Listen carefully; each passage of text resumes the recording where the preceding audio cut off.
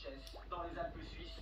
Nous sommes au cœur du Forum économique mondial où se sont donné rendez-vous une cinquantaine de chefs d'État et plus de 1000 grands patrons et PDG. Et d'entrée de jeu, le ton est donné car pour entrer ici, dans cette zone ultra sécurisée et réservée, eh bien à part si on est chef d'État ou journaliste comme nous, eh bien il faut débourser au minimum 50 000 euros pour le ticket d'entrée juste pour pénétrer à l'intérieur du Palais des Congrès. Tu vois là le niveau de l'entre-soi du gratin économique mondial.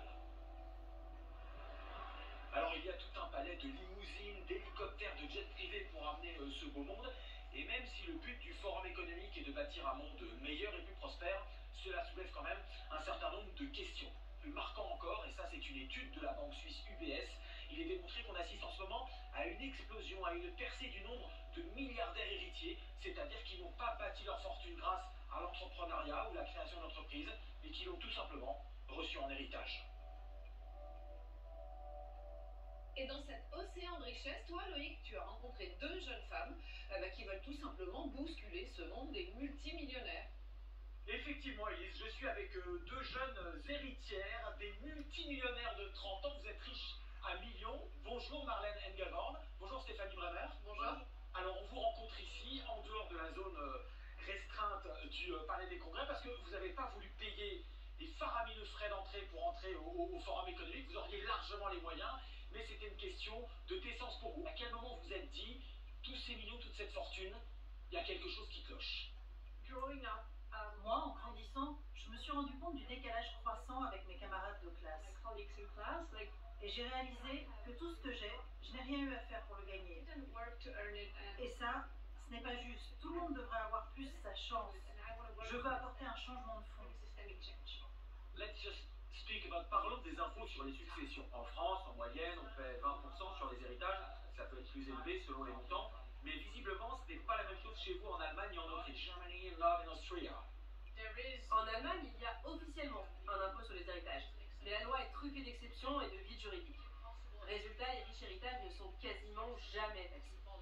Et en Autriche, eh bien, il n'y a tout simplement pas d'impôt sur les successions. En principe, plus on reçoit d'héritage, plus on devrait être taxé. Mais dans les faits, c'est l'opposé. Plus vous héritez, moins vous payez d'impôts. Et ça n'est pas juste. Ça vous choque? Absolument, ça me choque. Parce que cela recrée et perpétue un système quasi féodal de super riches qui ne transmettent leur argent et leur pouvoir qu'à leur famille. Ça veut dire que leur lignée par le sang est plus importante que n'importe quelle décision et partage démocratique. C'est simple. La grande majorité des gens n'ont pas le choix et doivent payer des impôts. Mais nous, non.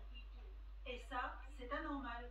Cette inégalité flagrante sape la démocratie. Il ne faut pas s'étonner si après les gens se détournent de la politique et sont attirés par les extrêmes, la peur et la violence. Notre société n'a pas besoin de ça. Comment vos familles, vos amis, peut-être vos riches amis, réagissent-ils à votre combat? Moi, en un mot, ils me soutiennent. Moi, vous savez, même si des amis ou de la famille ne sont pas d'accord, eh bien je ne vais pas attendre leur feu vert pour commencer à changer les choses. Est-ce que vous arrivez à mettre vos idéaux en accord avec votre vie au quotidien? Bah, on essaie de vivre comme tout le monde. Pourquoi je ferais autrement? Bah parce que justement, vous pouvez vous le permettre. Mais pourquoi? Bien sûr, ce serait plus facile de venir ici en jet privé et de dire j'emmerde le climat et la planète, c'est le problème des pauvres, ça. Mais c'est pas comme ça qu'on doit se comporter dans un monde civilisé. Si la majorité des gens décident qu'on peut bien taxer un peu les riches, tout simplement parce qu'ils sont tellement pleins aux as que ça ne leur coûtera pas grand-chose, alors faisons-le. Vous êtes à l'initiative d'une lettre pour réclamer quoi? Une taxation mondiale sur la fortune? Oui, on a effectivement publié une lettre que 260 millionnaires ont signée et où ils demandent à être plus taxés. Il faut d'abord commencer par réformer les lois fiscales nationales dans chaque pays et après faire progresser une conscience mondiale sur ce sujet. C'est ça le but de votre présence ici? Militer, parler à la presse? Oui. En fait, c'est ça votre boulot.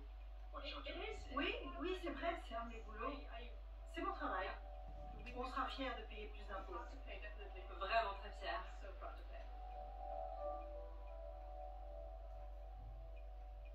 De fait, Marlène et Stéphanie sont loin d'être les seuls. Au Royaume-Uni et surtout aux États-Unis est en train de naître un mouvement similaire qu'on appelle les patriotic millionaires. ces millionnaires patriotes. Ils sont déjà plus de 200. Olivier Civil et Valérie Lucas sont allés à la rencontre de ces drôles de millionnaires qui tentent, dans le pays tant